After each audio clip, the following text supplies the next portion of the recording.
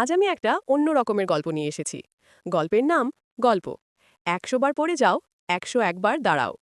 রাহিম ছিল খুব গরিব পরিবারের ছেলে। তার জামাকাপড় খুব পুরনো, পায়ে চপল নেই। গ্রামের ছেলেরা তাকে নিয়ে হাসাহাসি করত। কেউ তাকে বন্ধু বানাতো না, কারণ সে দরিদ্র। কিন্তু রাহিমের একটা স্বপ্ন ছিল, জীবনে বড় কিছু করবে। একদিন স্কুলে দৌড় প্রতিযোগিতা হলো। রাহিমও অংশ নিল। ছেলেরা হাসল, এই ছেলেটা দৌড়াবে। রাহিম জানত সে দ্রুত নয়, কিন্তু সে চেষ্টা করতে চেয়েছিল। দৌড় শুরু হলো। রাহিম কয়েক কদম যাওয়ার পরই হোঁচট খেয়ে পড়ে গেল। সবাই হাসল আরও জোরে। কিন্তু রাহিম উঠে দাঁড়ালো। পড়ে গেল আবার, উঠল আবার। একবার, দুবার, ১০ বার। সবাই অবাক হয়ে গেল।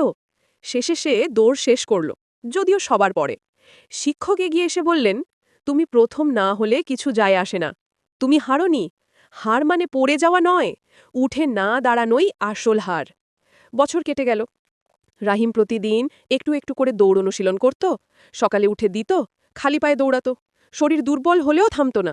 শেষ পর্যন্ত একদিন জেলা পর্যায়ের দৌড়ে সে প্রথম হল।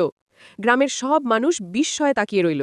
মঞ্চে দাঁড়িয়ে রাহিম বলল, আমি বহুবার পড়ে গেছি, কিন্তু প্রতিবার উঠে দাঁড়িয়েছি। তাই আজ এখানেই দাঁড়িয়ে আছি।